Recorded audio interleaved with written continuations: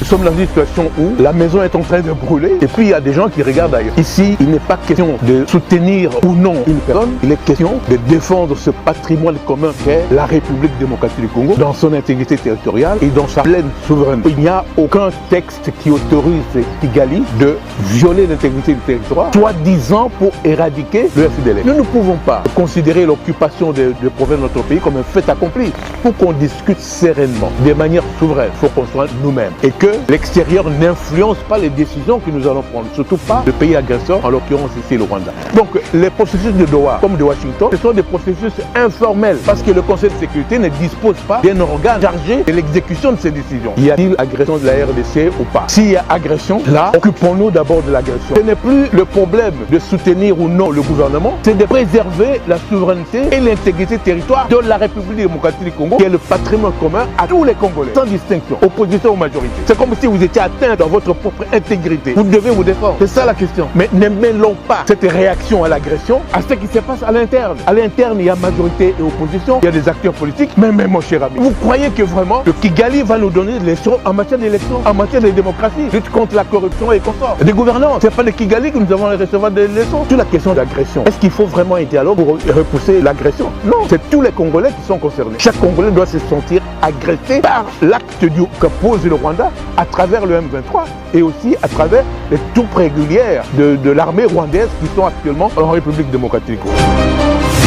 Honorable député élu de Lumumba-Ville, membre de la Commission des affaires extérieures à l'Assemblée nationale, sénateur honoraire, directeur des cabinets du président de la République Joseph Kabila Kabange, ministre des Affaires étrangères, ministre des Droits humains, ambassadeur itinéraire. Il s'appelle Léonard Che Okitundu. Avec lui, nous allons passer en revue toutes les questions d'actualité ou, si vous voulez bien, les enjeux de l'heure, tant sur les plans national qu'international. Avec moi sur ce plateau, je suis très heureux de co-présenter cette émission avec mon estimé confrère Félix Chamala, à qui je souhaite le bienvenu. Merci John, bienvenue à l'honorable Che Okitundu, où nous allons s'affronter un peu à un jeu de questions où on doit éclairer la population, aussi ceux qui nous suivent partout dans le monde, les questions qui intéressent la République démocratique du Congo. Tout à fait, je reviens à vous. Honorable Che Okitundu, bienvenue. Merci. Merci de l'invitation. Avec une note triste que nous devons entamer cette émission, vous êtes l'élu, l'unique élu d'ailleurs de Lumumba-Ville, la disparition de Roland Lumumba, fils biologique de Patrice Emery Lumumba. Triste nouvelle. C'est vraiment une nouvelle qui nous a atterrés depuis hier matin. La dernière fois que je l'ai vu, c'était dans un restaurant où il est venu avec sa fille et son beau-fils. Ils sont venus manger juste à côté de nous d'ailleurs. Et à la fin, il est passé par nous pour nous dire au revoir. Et il m'a dit qu'il allait me rappeler incessamment pour qu'on se rencontre et qu'on parle de la situation dans le pays. C'est sur cette note, effectivement, on a fait une photo de famille parce que... C'était la dernière. La dernière fois. On a fait une photo de famille avec tous les convives qui se retrouvaient dans ce restaurant. Et puis ensuite, on s'est séparés. Et j'attendais son coup de fil lorsque hier matin, le directeur de la fondation Lumumba, dont le défunt était le président, m'a informé que Roland venait de mourir et il a appris de sa sœur, Juliana. Alors vraiment j'étais atterré par cette nouvelle. Déjà quand je l'ai vu la dernière fois, il était souffrant. Mais en tout cas, il avait l'air de ne pas être bien portant. C'est le moins qu'on puisse dire. Et la veille, je crois que le directeur de la fondation m'avait confirmé, il m'a dit, voilà, Roland actuellement ne se sent pas bien. Et j'étais loin de m'imaginer qu'il était à ce point grave qu'il allait finalement en mourir. Et puis voilà, ce qu'on craignait est arrivé. Donc ici, vous savez, j'étais très proche de la famille. d'abord, si bien que je peux même me considérer moi-même comme faisant partie de la famille. Et en plus de cela, on a passé des moments extraordinaires en exil, surtout avec son frère, où on avait travaillé pour la relance du mouvement national congolais Lumumba à l'époque. Et depuis lors, on ne s'est jamais quitté, on s'est revu régulièrement dans beaucoup d'activités. Et vers la fin, finalement, il a décidé de créer la fondation Lumumba, dont effectivement il est président, donc il s'occupait des œuvres sociales. Mais l'idée, c'était comment faire pour perpétuer la mémoire du héros national. C'est ce qu'il était en train de faire. Et il était en contact avec beaucoup de chefs d'État dans le monde. Et voilà quoi. Vraiment, ça nous a atterrés complètement. Et je pense très particulièrement à sa sœur, Juliana Lumumba, qui aujourd'hui doit être dans une situation vraiment terrible pour avoir perdu son frère, qui a été quelque part le souvenir immémorial, parce que vous savez, si Patrice Lumumba a été repris par ceux qui étaient... Ah oui, c'est lui le célèbre bébé. Mais voilà, c'était à cause de lui que Patrice Lumumba a dû revenir en arrière, parce qu'il ne voulait pas partir sans son fils, alors qu'on lui a dit qu'il parte, on s'occupe. Et il choisit de rejoindre son père au mois de janvier. Exactement. Et puis voilà. Donc il vient de disparaître. Paix à son âme. Félix Chamala, vous avez la parole. Honorable Choro Kitundu, le Congo, qui est notre pays, la République démocratique du Congo, traverse un moment, deux fois on dit chaotique, avec ce qui se passe dans la partie est de la RDC. On avait vu un processus de dialogue entamé, entre autres Doha, voire Washington. Aujourd'hui, on part vers l'Angola, on parlera de Lomé. Est-ce que vous croyez que le dialogue est égal à une solution interne, surtout le dialogue interne? Moi personnellement, je crois que ces derniers temps, je me suis suffisamment exprimé sur cette question du dialogue. Le principe du dialogue en tant que tel, je ne l'exclus pas, je ne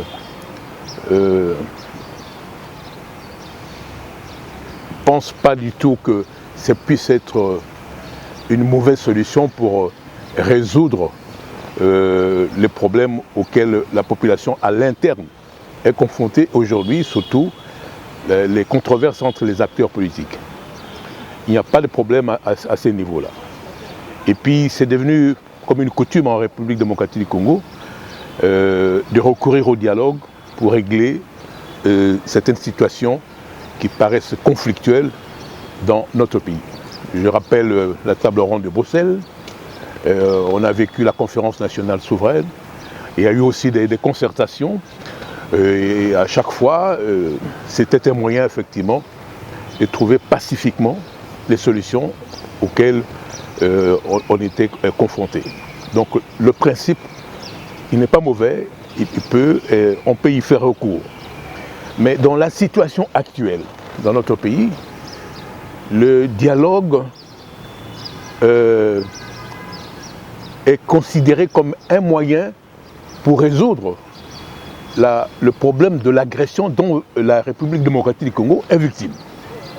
C'est là qu'il y a une grande divergence entre surtout votre serviteur qui a été aux affaires dans une situation similaire qui a finalement débouché sur l'accord de Sun City. Donc j'en sais quelque chose. Moi j'estime qu'ici, le gros problème qu'il y a, c'est qu'on veut mêler les genres. Moi je pense qu'il faut faire la part de choses entre les controverses internes entre les acteurs politiques à l'intérieur de la République démocratique du Congo et l'agression dont nous sommes l'objet de la part d'un pays voisin qui a violé la Charte des Nations Unies et même l'acte constitutif de l'Union africaine pour porter atteinte à la souveraineté et à l'intégrité territoriale de notre pays. C'est deux choses complètement différentes. Je dois aussi rajouter, je vous rappelle que c'est Jacques Chirac qui disait l'autre fois lors d'une intervention, nous sommes dans une situation où la maison est en train de brûler et puis il y a des gens qui regardent ailleurs. C'est ça la question. Ici, il n'est pas question de soutenir ou non une personne, il est question de défendre ce patrimoine commun qu'est la République démocratique du Congo dans son intégrité territoriale et dans sa pleine souveraineté. C'est ça toute la question. Honorable, n'est pas soutenir une personne, mais si cette personne-là, c'est elle les pyromanes. Oui. Non, mais je ne pense pas du tout. Et si je ne pense pas, je crois qu'on était en train de vivre, peut-être pas paisiblement, il y a toujours entre les acteurs politiques, effectivement, des situations qui les opposent. C'est pour cette raison que souvent il y a une opposition et une majorité. Là n'est pas le problème. Mais l'origine de la crise que nous traversons aujourd'hui, elle est externe. C'est l'agression de notre pays par le Rwanda. Externe, mais qui trouve des causes internes. Non, je ne pense pas du tout. Il y a les cordons ombilicaux Non, pas entre du les tout. deux origines. Non, pas du tout. Je pense que si vous dites la cause était interne, ça veut dire que c'est à cause plutôt... De mauvaises élections notamment. Non, pas du tout. On dit qu'il y a trop de fissures à l'intérieur, la mauvaise... Non, c'est la convoitise.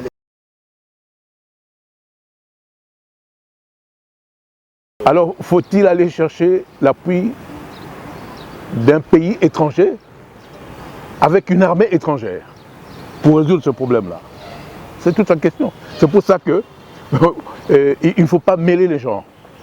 Laisser les conflits internes être résolus par les acteurs internes du pays et non pas chercher une solution militaire de la part d'un pays étranger.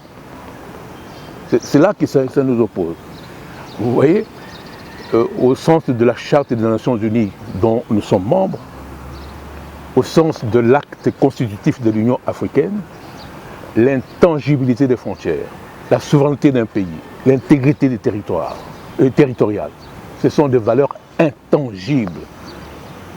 Le recours à la force a été mis hors la loi par la Charte des Nations Unies et c'est ça le principe cardinal. C'est pour cette raison qu'il faut peut-être rappeler très clairement à l'opinion pourquoi nous en sommes là aujourd'hui. C'est tout simplement... La bonne question que le... Belle question. Oui, oui. Parce que partout où vous allez, on va vous dire des causes profondes. Mais lesquelles causes profondes? Non, il n'y a qu'une cause ici, aujourd'hui, dans la crise actuelle que nous vivons, mais celle du fait que le Rwanda a armé le M23 pour occuper Bunagana, et puis par la suite, ils sont redescendus au Nord Kivu, avant de venir à Bukavu, et tout en continuant vers Uvira. Honorable, nous avons l'impression que vous voyez les effets et non les causes. Hein. Parce que le fait que les Rwandais nous agressent, il y a des causes aussi. Là, vous voyez directement les effets. Mais vous oubliez les causes. Ce qui se passe à l'interne. Qu'est-ce que le Rwanda a à faire en République démocratique du Congo? On parle d'une collaboration. Ils l'ont même reconnu. Même le Rwanda l'a reconnu. Nous avons suivi le Rwanda reconnu pour dire qu'il collabore. Qu'il collabore avec. On a suivi même certains membres de la FCM23 qui soulignent très bien que nous et le Rwanda, nous partageons le même cahier de charges, nous voyons les choses de la même façon. Oui, mais c'est justement ça, vous me donnez raison. Cette collaboration est une agression de la République démocratique du Congo, contre la République démocratique du Congo. Non, le Rwanda collabore pour endiguer les forces du mal appelées le FDLR, logées et entretenues par Kinshasa. Il n'y a aucun texte qui autorise Kigali de violer l'intégrité du territoire, soi-disant pour éradiquer le FDLR. Ou parce qu'il y aurait collaboration entre le FDLR et les forces armées de la République démocratique du Congo. Rien n'autorise. Vous comprenez?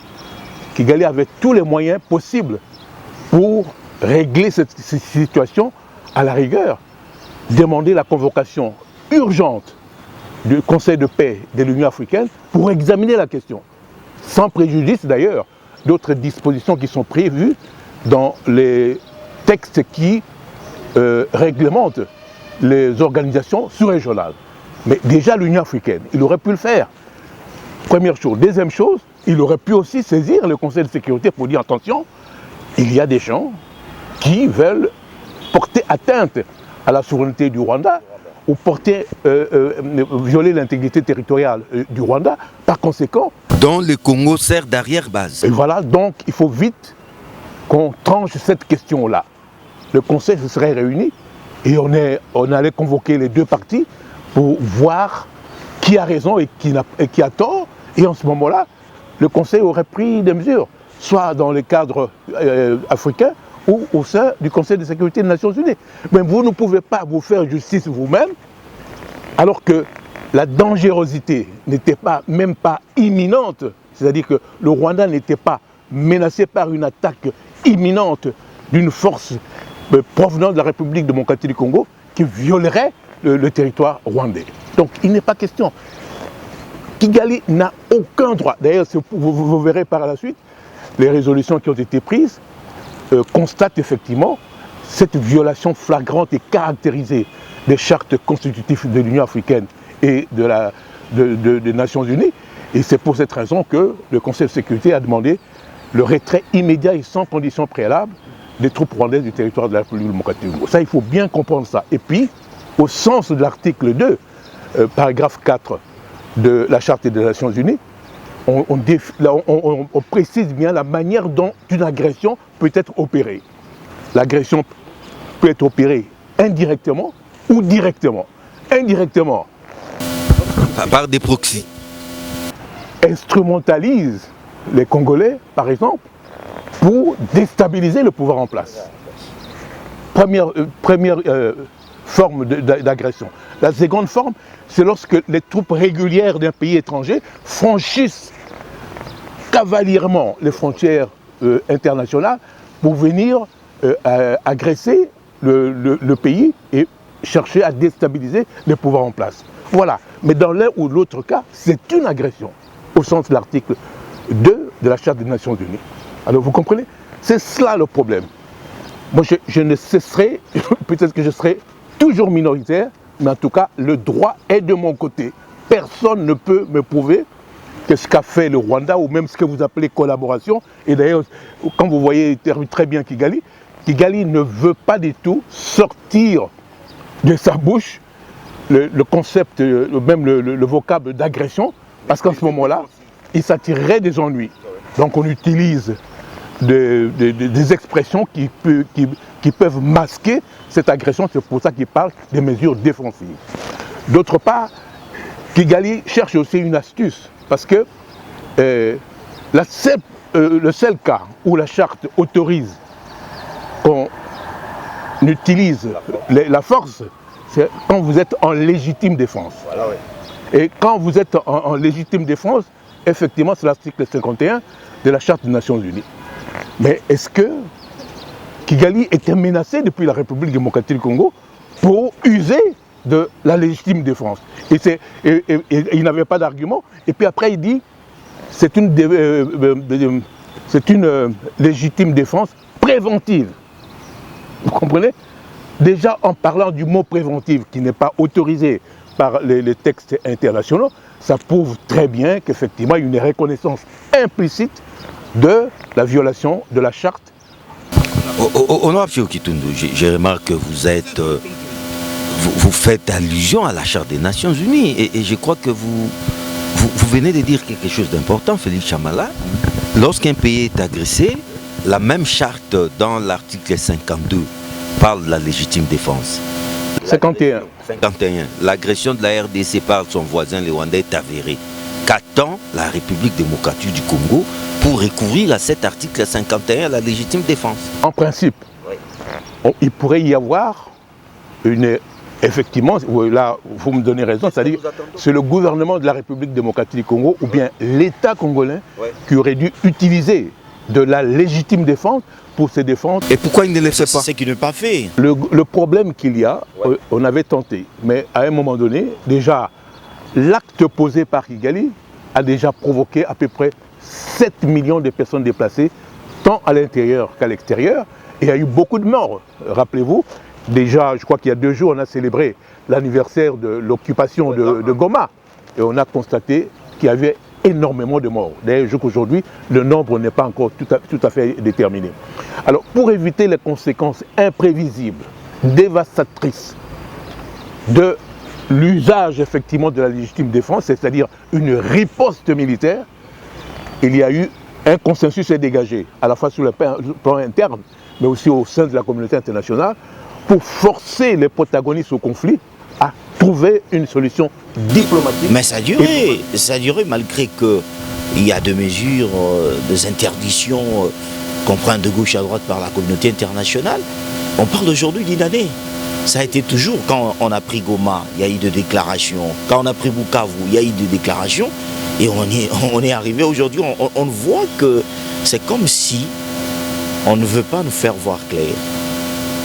Tout à fait, c'est ce qu'il faut regretter, mais c'est ça la diplomatie. Donc au niveau de la solution diplomatique au conflit, il y a toujours eu une certaine lenteur. Et c'est ça le temps diplomatique.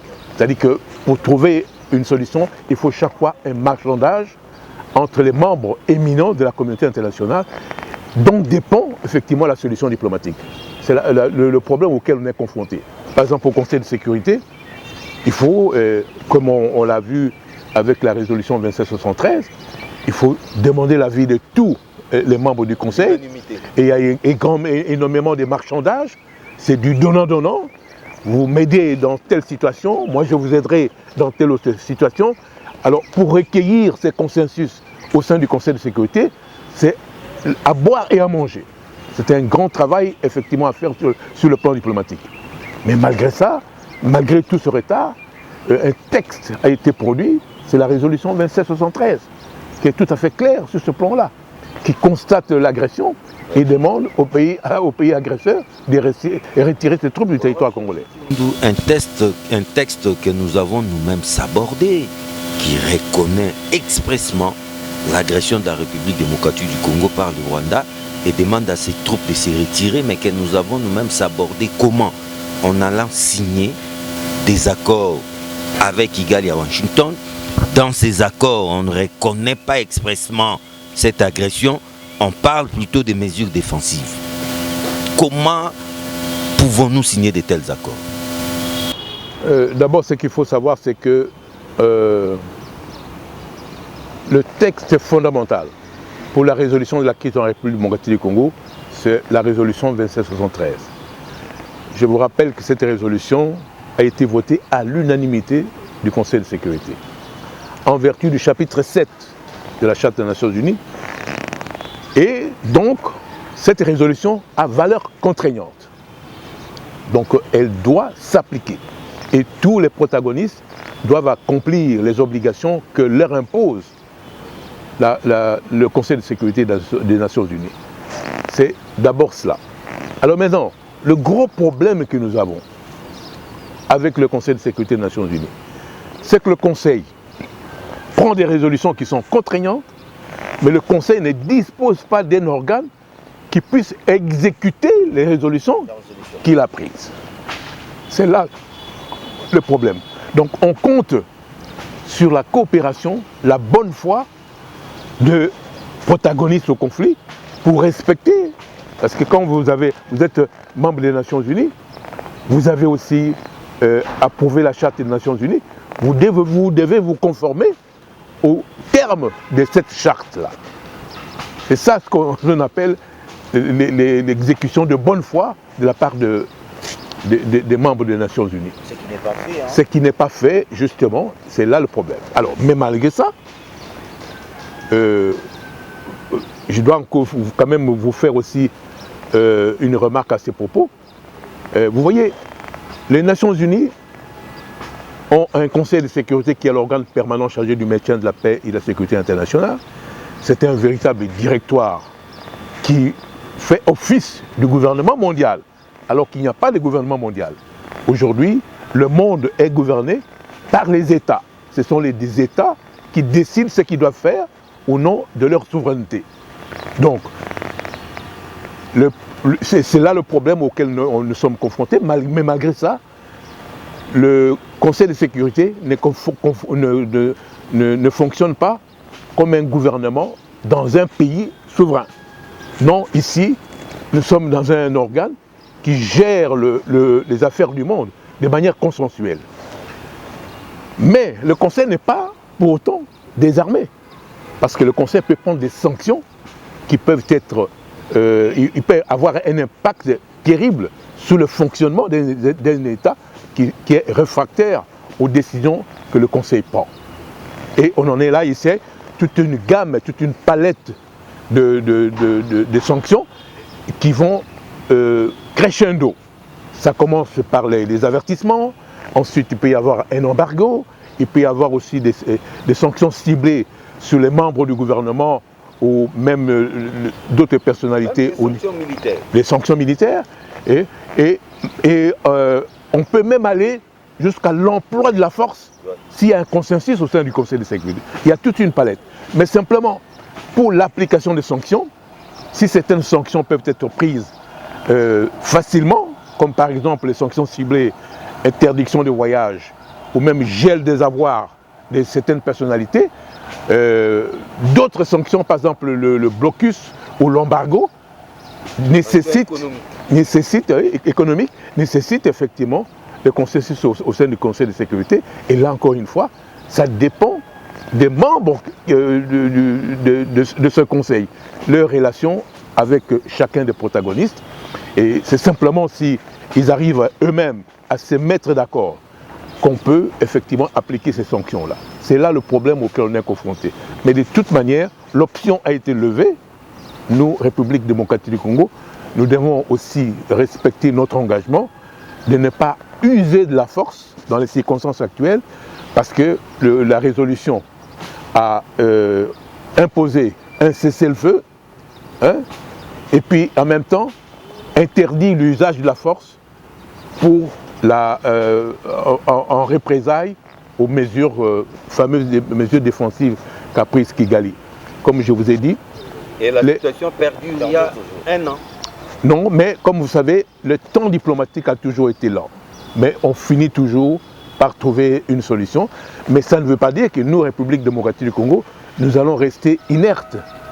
Nous devons chaque fois... On constate sur terrain, nous faisons dans une année, il n'y a que de répliques de notre côté. Mais voilà, mais c'est pour cette raison. L'AFC, le M23 et les Rwandais nous attaquent, tuent les Congolais. Et nous, de notre côté, on s'est dit on doit respecter des mesures prises à l'international. Voilà, c'est pour ça que, pour vous répondre sur cette question-là, il y a deux organes qui sont formels dans la résolution de la crise congolaise. Il y a d'abord l'Union africaine, à laquelle nous appartenons, et au sein de l'Union africaine, il y a un conseil de paix et de sécurité. Alors, comme on l'a dit l'autre fois, en principe, on préfère user du principe de subsidiarité, c'est-à-dire qu'il faut d'abord laisser le conflit être réglé par la région avant que la richesse de la solution remonte au Conseil de sécurité. C'est seulement si l'Afrique n'arrive pas à trouver une solution au conflit que finalement on appelle au secours le Conseil de sécurité des Nations Unies. Ça, c'est une chose qu'il faut rappeler. Alors, toujours par rapport à la question que vous avez posée tout à l'heure, en ce qui concerne le processus de Doha et même de Washington, ici, ce que vous devez savoir, c'est que le processus de Doha, comme celui de Washington, sont des processus informels. C'est-à-dire qu'il y a deux chefs d'État qui, de leur propre gré, ont accepté, en tout cas pour Doha et même pour Washington, à la demande de notre président de la République, pour intervenir à la recherche de la solution au conflit qui nous oppose au Rwanda. Pour quelle raison? Parce que la solution que nous attendions de l'Afrique n'est pas venue. Quelle est cette solution? Mais justement, de mettre fin au conflit, arriver à trouver un compromis avec le pays agresseur pour que les troupes ressortent, les troupes d'agression ressortent du territoire congolais. Mais on n'a pas senti l'Afrique dans ça aujourd'hui, avec cette question de l'EAC. Le président a même reconnu qu'il n'y avait pas de avancées. En même temps, on infiltrait la République. Le processus formel dans le cadre africain, processus de Nairobi, processus de Luanda, qui aujourd'hui a été ramené à Lomé. C'est ça justement, c'est parce qu'on sentait qu'il y avait cette lenteur-là. Alors que nous sommes pressés parce que nous ne pouvons pas considérer l'occupation des provinces de notre pays comme un fait accompli. Nous ne pouvons pas nous accoutumer à cette occupation parce qu'à ce moment-là, c'est prendre fait et cause pour l'agression et ne rien faire. C'est pour cette raison que le président de la République a cherché des solutions alternatives en désespoir de cause et appelé le Qatar, d'abord le Qatar, hein, parce que le Qatar avait cet avantage d'avoir des bonnes relations avec Kigali et en même temps, le Qatar aussi avait des projets d'investissement colossaux en République démocratique du Congo. Donc, le Qatar pouvait jouer ce rôle de médiateur rwandais et le gouvernement congolais. Et c'est pour ça qu'il y a eu cette rencontre surprise à laquelle personne ne s'attendait, qu'il y a eu à Doha, et c'est comme ça que ça a commencé. Et après la rencontre entre les deux chefs d'État, qui n'arrivaient même plus à se parler ni à se rencontrer, mais là, l'émir du Qatar a pu réunir les deux chefs d'État, ce qui a été un très bon signe et même un signe prometteur. C'est la situation. Et puis par la suite, vous avez remarqué avec la guerre en Ukraine, l'Ukraine dispose de terres rares, de ressources critiques, et le président des États-Unis était intéressé par les matières, les ressources minières critiques pour la révolution numérique que vous voyez aujourd'hui dans son pays. Alors, on a proposé à l'Ukraine, effectivement, l'exploitation de ces minerais. Et en contrepartie, les États-Unis assuraient la sécurité de l'Ukraine. C'est parti de là. Alors, notre président de la République a pris la balle au bond pour dire que, bon, écoutez, nous sommes a décidé aussi de brader nos minerais au nom de la paix. Non, pas du tout. C'est-à-dire que le président de la République a voulu attraper la balle au bond et dit, voilà, écoutez, nous aussi, on est dans une... Mutantis mutandi, au fait. Puisque nous aussi nous disposons des matières critiques et que nous sommes aujourd'hui agressés et nous cherchons une solution pacifique donc, pour la guerre qui nous oppose à Kigali et on n'arrive pas à nous entendre, alors le président de la République a demandé aux États-Unis d'accepter de assurer la protection de la République démocratique du Congo et en contrepartie, nous acceptions que les entreprises américaines viennent s'implanter en territoire congolais pour exploiter formellement les ressources en question. Pour quelles raisons? Et ça, c'est ce qu'il faut comprendre. C'est pour ça qu'il ne faut jamais parler de bradage, pas du tout. C'est pour... aujourd'hui, les minerais critiques sont exploités illégalement, illicitement et même en contrebande. Aujourd'hui là. Donc il y a un manque à gagner terrible pour les trésors. Il n'y a pas d'exploitation formelle. Alors il faut faire comme le monde entier le fait. Je vous donne l'exemple. Ici en Angola, il y a le pétrole. Au Congo-Brazzaville, il y a le pétrole. Au Nigeria, c'est le premier pays producteur du pétrole. Mais qui exploite ce pétrole-là? Ce sont les entreprises étrangères. Et non seulement américaines, mais aussi françaises. Avec Total, Chevron, il y a l'autre là, Gulf, il y en a plusieurs.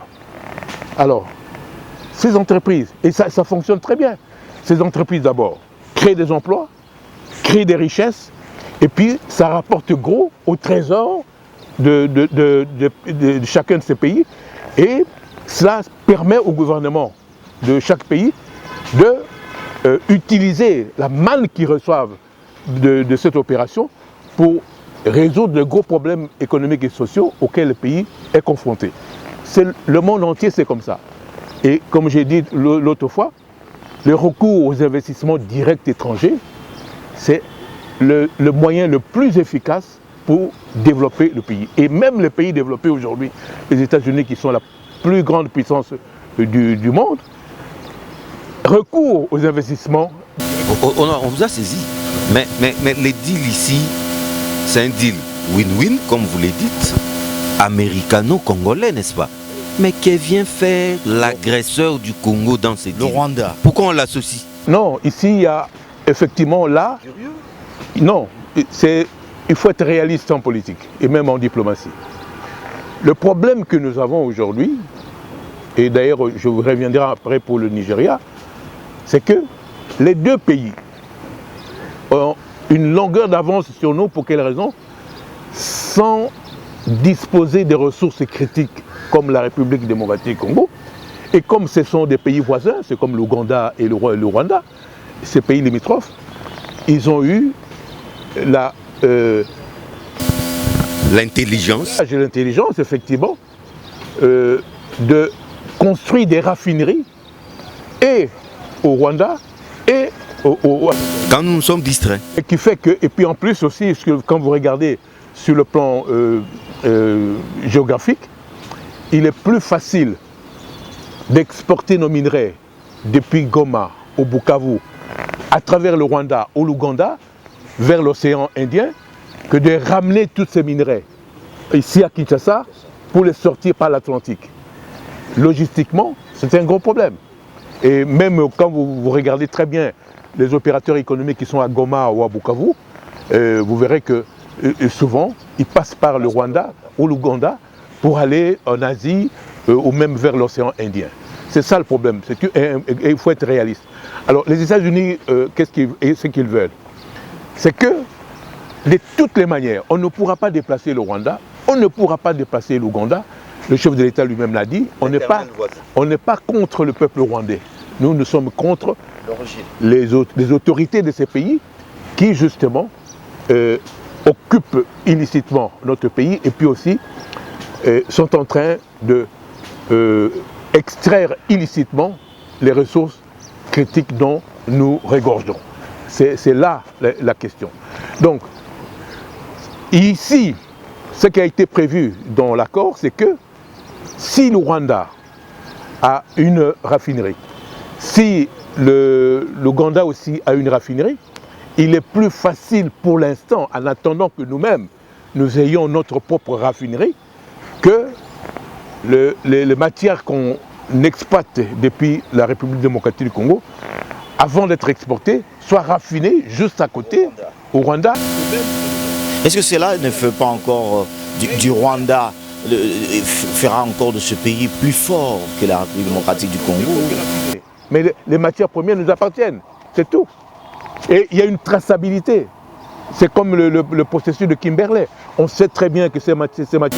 Chaîne des valeurs. Le démocratique Congo, chaîne de valeur. Et puis en telle quantité qui ont été envoyées au Rwanda. Et en matière d'exportation, ce sera la même chose.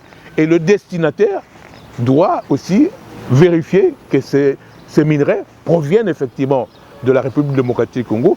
Et si ces minerais sont passés par le Rwanda, c'est uniquement pour les raffineries. Donc ici, ce n'est pas un bradage. Le monde entier, c'est comme ça que ça se fait. Dernièrement, au Nigeria, le Nigeria, jusqu'à présent, premier producteur du pétrole, était en train d'exporter le pétrole brut, était raffiné à l'étranger, et on vient revendre ce même pétrole provenant du Nigeria aux Nigériens avec un prix élevé. C'est ce qui a fait que le milliardaire, je ne sais pas, Dangote, a tout fait pour construire une raffinerie sur place. Hein? Il s'est débrouillé et puis a trouvé les moyens. Ils ont construit maintenant une raffinerie. Si bien que le pétrole nigérian va commencer à être raffiné sur place au Nigeria avant de le vendre. Et ça a un impact même sur le prix au bénéfice de la population. Honorable Chio Kitoum, voulez-vous dire que les Congolais, 66 ans après l'indépendance, ne sont pas si intelligents, pas si clairvoyants pour se munir des industries de transformation de leurs richesses? Mais oui, ça c'est...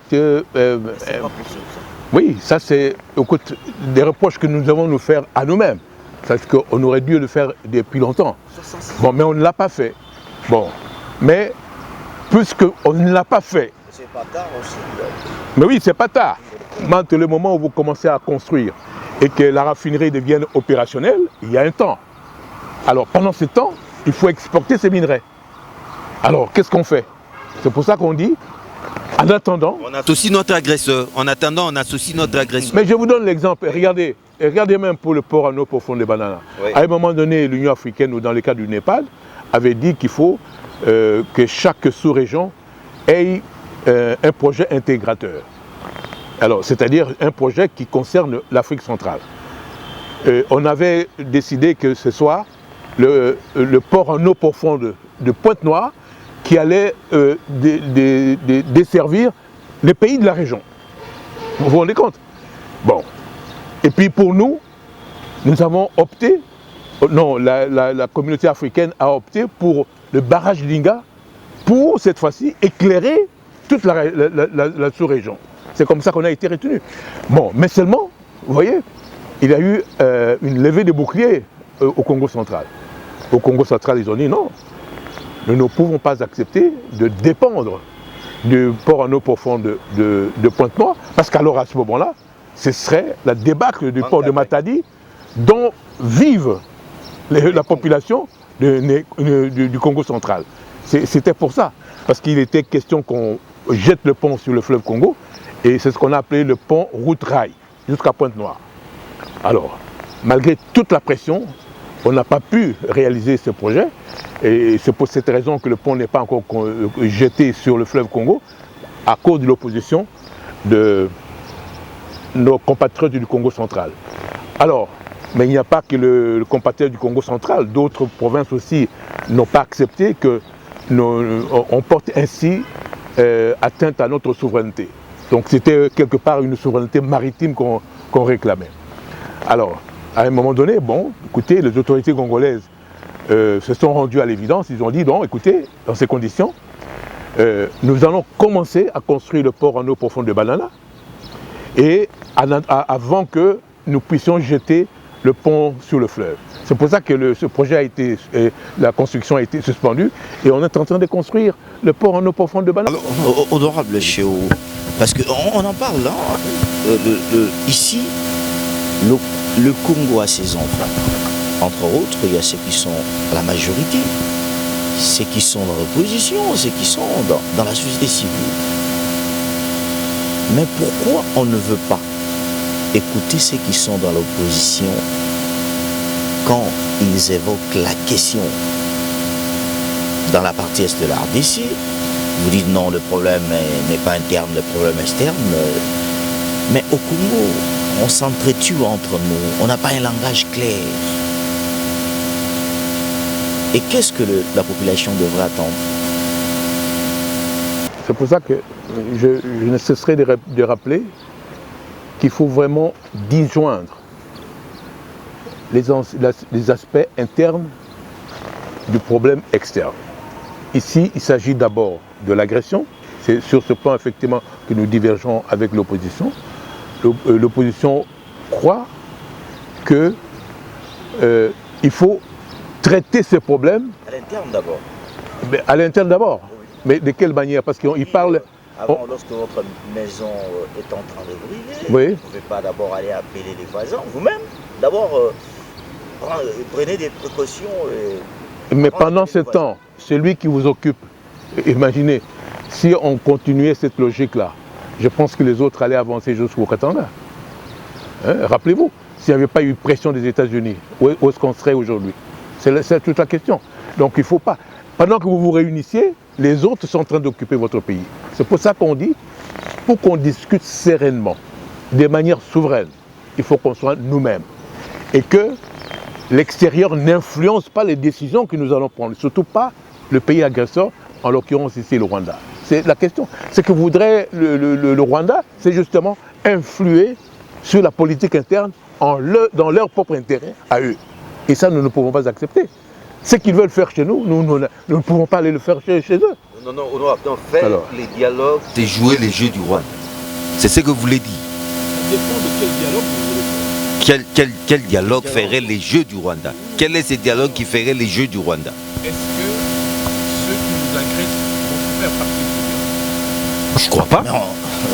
Les dialogues intercongolais. Le dialogue intercongolais. Intercongolais. Nous dialoguons déjà avec ces gens à Doha et à Washington. Mais ils sont en Doha. L'AFC et l'M23. Les M23 sont congolais, honorable. C'est là que vous faites, il faut faire la distinction entre la résolution du Conseil de sécurité qu'a pris le Conseil de sécurité dénommée la résolution 2773 et l'application de cette résolution-là. Le processus de Doha, comme celui de Washington, c'est la mise en œuvre de la résolution 2773. C'est-à-dire, par exemple, le Conseil a décidé que les troupes rwandaises doivent sortir du Congo immédiatement et sans condition préalable et cesser tout appui au M23. Comment le faire? Voilà, c'est là la question. Bon, et puis ensuite, au M23, il faut qu'il se retire des zones qu'il occupe et qu'en même temps, il démantèle toutes les administrations parallèles qu'il a installées. C'est de cela qu'on va discuter, c'est-à-dire ce qu'a dit la résolution du Conseil de sécurité. C'est pour ça que vous voyez, le M23 est considéré par la communauté internationale comme un acteur non étatique, c'est-à-dire un groupe armé.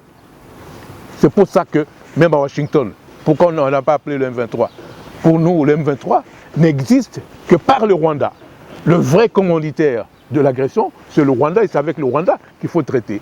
Mais puisqu'ils ont quand même utilisé le M23, c'est devenu une autorité de fait, parce qu'ils occupent aujourd'hui et le Nord et le Sud Kivu. C'est une autorité de fait que vous ne pouvez pas ignorer. Mais ça ne veut pas dire qu'on va légitimer cette autorité. C'est pour ça que le Conseil dit qu'il faut qu'il démantèle les administrations parallèles illégitimes qu'il a installées. Vous comprenez? C'est ça la question. À Doha, on traite le M23 comme un groupe armé dans le cadre de la démobilisation, désarmement, comme c'est prévu. Kinshasa dialogue. Pardon? Avec qui Kinshasa mais oui, non, c'est pas un dialogue. Mais écoutez, parce que oui, il faut pas, parce que le dialogue ici, on peut l'entendre de différentes manières. Entrer en contact avec celui qui est considéré comme autorité de fait pour voir comment il exécute la résolution du Conseil de sécurité, ça ne veut pas dire dialoguer, mais c'est discuter sur la manière dont ils vont exécuter la résolution. Et puis à Doha, pardon, à Washington, c'est entre les deux gouvernements. Et là, le M23 n'assiste pas à Washington. Vous verrez qu'il y a les deux chefs d'État, c'est pour ça que le président Trump a reçu, et le président rwandais et le président de la République démocratique du Congo. Les agresseurs viennent avec des cahiers de charges. Ils les obligent. Mais tout à fait, ils viennent. C'est juste respecter la résolution. Mais ils vous viennent avec des cahiers de charges. De la résolution du Conseil de sécurité. C'est-à-dire la décision a été prise qu'ils doivent se retirer des zones qu'ils occupent et qui démantèlent les administrations illégitimes. Alors comment le faire? C'est sur cette question-là. Mais c'est déjà un constat que ces gens sont illégitimes et qu'ils doivent exécuter la résolution du Conseil de sécurité. C'est tout. Donc les processus de Doha comme de Washington, ce sont des processus informels parce que le Conseil de sécurité ne dispose pas d'un organe chargé de l'exécution de ces décisions. C'est pour ça que deux pays ont offert de bons offices au gouvernement de la République démocratique du Congo pour nous accompagner dans la mise en œuvre de la résolution du Conseil de sécurité pour recouvrer notre souveraineté. À l'interne, honorable Chiokitoundou, nous voulons avoir des idées claires, en tout cas même ceux qui nous suivent en ces moments. Tout à fait. Parce que le Congolais veut... Quel est ce type de dialogue? Quel est ce format de dialogue voulu par l'honorable Chiokitoundou? Je rappelle que vous étiez les représentants du gouvernement de Kinshasa au dialogue de Sun City. Donc ce n'est pas l'expérience qui vous manque. Quel est ce dialogue voulu par Chiokitoundou? Moi d'abord, il faut qu'on se mette d'accord. Y a-t-il agression de la RDC ou pas? S'il y a agression, là, occupons-nous d'abord de l'agression, comme je l'ai tout souvent rappelé. C'est-à-dire majorité, opposition, société civile, nous tous vers l'agresseur. Ce n'est plus le problème de soutenir ou non le gouvernement, c'est de préserver la souveraineté et l'intégrité territoriale de la République démocratique du Congo, qui est le patrimoine commun à tous les Congolais, sans distinction, opposition ou majorité. C'est comme si vous étiez atteinte dans votre propre intégrité. Vous devez vous défendre. C'est ça la question. Donc sur ce plan-là, c'est cela. Mais ne mêlons pas cette réaction à l'agression à ce qui se passe à l'interne. À l'interne, il y a majorité et opposition, il y a des acteurs politiques, on ne s'entend pas. Il y en a qui vont dire, oh voilà, les élections n'ont pas eu lieu, elles ne sont pas régulées. Ça, c'est un problème interne qui doit être réglé par nous-mêmes. Mais mon cher ami, vous croyez que vraiment le Kigali va nous donner des leçons en matière d'élection, en matière de démocratie, en matière de lutte contre la corruption et consorts? En matière de gouvernance. De gouvernance. Ce n'est pas le Kigali que nous avons à recevoir des leçons. C'est ça justement la question. Donc il faut séparer les deux choses. Donc, il y aura une sorte d'un dialogue à double niveau. Si on vous suit bien. Un dialogue à double niveau. Pour des questions purement internes et pour des questions d'agression. Si vous me posez à moi la question, oui. Moi je ne propose pas le dialogue. Parce que, écoutez, si vous me posez à moi la question, oui. C'est ma réponse. Parce que je trouve que les institutions en place peuvent nous permettre de résoudre le problème là. Il y a un parlement, il y a un gouvernement, il y a d'autres institutions qui peuvent contribuer à la résolution d'un problème qui se pose en République démocratique du Congo, pour les problèmes internes. C'est ça. Nous avons une opposition, elle est peut-être minoritaire, mais il y a des opposants qui s'expriment à l'Assemblée nationale. Martyrisés. Mais non, mais quand ils prennent la parole, je crois qu'ils ne font pas des cadeaux au gouvernement, s'il vous plaît. Donc l'opposition, elle est peut-être minoritaire, mais elle ne perd pas son temps, elle n'a pas froid aux yeux, elle n'a pas la langue dans sa bouche quand il veut attaquer le gouvernement ou même la haute hiérarchie de la République démocratique du Congo. Non, mais ils en payent souvent les lourds tribunes. Bon, ça c'est une autre chose, mais c'est pour ça que je voudrais qu'on soit au clair là-dessus. Sur la question d'agression, est-ce qu'il faut vraiment un dialogue pour repousser l'agression? Non, c'est tous les Congolais qui sont concernés. Chaque Congolais doit se sentir agressé par l'acte que pose le Rwanda à travers le M23 et aussi à travers les troupes régulières de l'armée rwandaise qui sont actuellement en République démocratique du Congo. Certains Congolais. Oui, peu importe, oui, mais ces gens, ils auront des comptes à rendre. Parce que la Constitution, je crois que l'article 52, interdit l'usage des armes pour lutter contre le pouvoir établi. C'est tout à fait clair. Je crois que je l'ai souvent rappelé à ces propos. Donc, vraiment, il faut qu'on se comprenne bien. Le principe, mais indépendamment de ça, mais si les Congolais décident que non, pour une raison ou une autre, il y a certains problèmes importants qui se posent dans d'autres pays, donc il faut qu'il y ait échange entre nous, il n'y a pas de problème. Mais ça reste entre les Congolais. Mais pourquoi on veut mêler la résolution des problèmes internes à l'agression? Certains même disent que s'il y a agression, c'est parce qu'à l'interne, les problèmes ne se posent pas. Mais alors, des causes profondes à l'interne. Oui, d'accord, mais dans ces conditions-là. C'est ça les liens. Donc tous les opposants du monde entier, dans tous les pays, à chaque fois que vous avez un problème, vous allez chercher un autre pays pour résoudre vos problèmes. C'est ce que vous voulez dire. C'est ça la question. Pourquoi? Et puis, ceux qui proposent le dialogue, très peu d'ailleurs, ont condamné l'agression dont notre pays est victime. Et c'est comme si on banalisait l'agression. On considérait que l'agression est une contestation à l'intérieur du pays, comme toute autre contestation. C'est-à-dire que je critique la mauvaise gouvernance, je fais ci. Non, pas du tout. C'est à deux niveaux différents.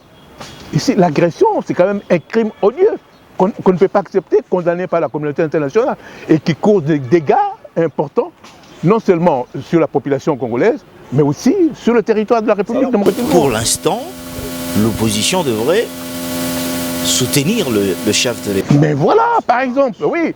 Et après, on va se réunir autour d'une table, ce qui n'est pas facile, hein. Avec l'homme politique congolais. Non, mais là, ils peuvent même imposer, chercher par tous les moyens. Il y a des moyens démocratiques qui peuvent le faire. Parce qu'ils disent que Tshisekedi ne les écoute pas. Je n'ai pas encore vu, moi je suis là, je ne sais pas si un jour il y a eu un mémorandum. Entre Tshisekedi et Martin Fayulu, où il demandait qu'on puisse faire de pourparlers. Mais je crois que dernièrement, le président a même reçu Martin Fayulu. Je crois que si une personne vraiment, je n'ai pas encore vu une opposition qui aurait demandé à voir le chef de l'État et que le président de la République est... Alors Félix, Franchement, là, nous devons atterrir. Oui, oui. Mais parce que notre invité a été... c'est un ambassadeur itinérant, on l'a dit, membre de la commission extérieure à l'Assemblée nationale, ministre des Affaires étrangères. Le 5-10 minutes qui nous restent, si on peut lui poser des questions des enjeux internationaux. Honorable Cheikhou Kitoun, sommes-nous en train d'assister impuissamment à un nouvel ordre mondial sur fond d'un recours à la force des États puissants? Effectivement. Je pense que l'ordre mondial tel qu'il a été prévu après la Deuxième Guerre mondiale, qui a permis un développement considérable du monde entier et dans tous les domaines, et qui fait que énormément de pays aujourd'hui sont des pays riches, des pays développés. C'est grâce à cet ordre qui a été établi, c'est-à-dire qu'on a voulu éviter l'usage de la force dans les relations internationales. Parce que c'est plutôt les rapports de force qui prévalaient, par exemple au 19e siècle. Alors finalement on a dit non, écoutez, pour vivre de manière régulière dans les relations internationales, il faut qu'il y ait coopération. Et ceux qui ont fait les relations internationales le savent très bien. Il y a deux manières, deux théories importantes, c'est le réalisme et le libéralisme. En matière de réalisme, c'est le rapport de force, c'est-à-dire que c'est le plus fort qui impose sa loi. Donc on peut considérer comme si on vivrait dans une loi de la jungle. En termes techniques, on parle de l'anarchie dans les relations internationales. Alors pour tempérer cette anarchie, on a préconisé le système libéral qui permet la coopération et comme disent les grands économistes à ce propos, le commerce adoucit les mœurs. C'est-à-dire ça permet aux pays même adversaires de pouvoir coopérer. Et c'est pour ça. C'est pour ça que nous, jusqu'à présent, on a même mis en place les Nations Unies. Ça a commencé avec la Société des Nations et aujourd'hui, nous sommes dans les Nations Unies. Et vous voyez que le Conseil de sécurité est là. On a parlé tout à l'heure de l'Union africaine et aujourd'hui, il y a des organisations sous-régionales. Ces organisations sous-régionales africaines sont en train de prôner l'Union africaine pour qu'il y ait à un moment donné peut-être un gouvernement africain. Bon, donc c'est cela au fait la question. Donc, mais ce qu'on voit aujourd'hui, c'est le démantèlement de cet ordre libéral qui a produit ses effets et qui est aussi le respect des règles pour refuser le rapport de force. Cet ordre est en train d'être démantelé, surtout avec la position américaine aujourd'hui. C'est là la question. Donc on se pose des questions et vous voyez que même l'Organisation de l'Atlantique du Nord, l'OTAN, est en train d'éclater sous nos yeux parce que des pays qui se considéraient comme des alliés depuis la défaite du nazisme en Allemagne lors de la Deuxième Guerre mondiale, aujourd'hui ces pays ont quelque part démissionné de leur pouvoir sécuritaire qu'ils ont abandonné aux Américains. Aujourd'hui, ils se rendent compte que les Américains ne veulent plus assurer leur sécurité et qu'ils doivent réfléchir. Alors vous voyez, vous disiez tout à l'heure pourquoi on n'a pas une armée et tout, mais voilà, les Européens aussi se trouvent dans la même situation. Aujourd'hui là, puisque les États-Unis disent que les Européens doivent se prendre en charge. Non, en fait, ils ont mutualisé leur sécurité. C'est pas que les Européens ne manquent pas d'armée, mais ils ont mutualisé. Non, ils ne l'ont pas encore fait, non, pas du tout. Non, ça c'était l'OTAN avec les États-Unis. Oui. Bon, mais aujourd'hui, les Américains veulent se retirer de l'OTAN. C'est le problème. Parce que l'Allemagne, par exemple, le Japon, la Corée du Sud, il y a beaucoup de pays qui n'ont pas investi dans la défense de leur pays. Ils ont remis la défense de leur pays aux Américains, qui leur protègent avec le parapluie nucléaire. Mais aujourd'hui, dès lors qu'il n'y a plus de communisme en Russie, les États-Unis estiment qu'il n'y a plus de danger vital depuis la Russie. Par conséquent, cette partie du continent ne les intéresse plus. Leur problème aujourd'hui, c'est la République populaire de Chine, qui d'une part est considérée aujourd'hui comme la deuxième puissance économique du monde, mais en même temps, militairement, ils sont surarmés. Donc, et puis en plus, c'est un pays communiste. Et les États-Unis ont perdu, enfin, ont consacré à peu près 80 ans du temps pour le combat contre le communisme. Or, le communisme maintenant est tombé. Donc, ce n'est plus un danger pour eux. Le seul pays communiste qui est considéré comme posant un danger existentiel pour l'Occident, c'est la République populaire de Chine. C'est pour ça que les États-Unis veulent se recroqueviller vers le Pacifique pour essayer d'endiguer la progression chinoise, surtout dans le Pacifique. Est-ce que ça une dernière question aujourd'hui avec tout ce que les États-Unis, ça ne risque pas de créer au moins de fissures entre l'Europe, l'Afrique et les États-Unis? Parce que on voit que Trump est en train de faire le jeu du président africain, jusqu'à tel point partir loin pour créer sa propre structure qui fera mal peut-être à la tribune des Nations Unies. Tout à fait, vous avez vu à Davos, le président américain a proposé le Conseil pour la paix. Le Conseil de la paix, pour la paix, au fait, c'est pour concurrencer le Conseil de sécurité des Nations Unies. Parce que vous voyez, le président américain, lui, veut être le plus puissant du monde entier. Et l'Afrique sera partagée. Et au Conseil de sécurité des Nations Unies, il y a 5 permanents, dont les États-Unis, avec pouvoir. Et là, ça met tous les pays membres permanents du Conseil de sécurité sur pied d'égalité, ce que ne veut pas le président américain. Donc il voudrait un Conseil de paix où lui-même décide. Et d'ailleurs, c'est ce qui a été dit quand il a signé l'acte de naissance du Conseil de la paix, c'est-à-dire qu'il y aura une 60aine de pays, s'ils répondent tous favorablement, mais lui-même, c'est le seul pays, donc les États-Unis, qui ont le droit de veto dans ce Conseil de paix. On a les tickets d'entrée d'1 milliard de dollars.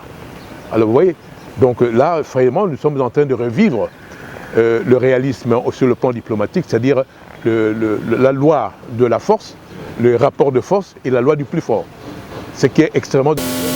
Alors, honorable Cheo Kitundu, en 60 minutes, 60 minutes. Chez Félix Chamala, nous avons passé en revue les enjeux de l'heure d'ici et d'ailleurs. Mais maintenant, on vous donne la parole en 120 secondes. Quelle sera votre conclusion? Ce que je voudrais dire aux compatriotes, c'est que, et même si on me demandait un avis sur la situation actuelle, moi je voudrais que nous sommes au premier mois de cette nouvelle année. Il faut qu'on se donne des objectifs clairs. C'est-à-dire, par exemple, prendre la décision que cette année doit être décisive.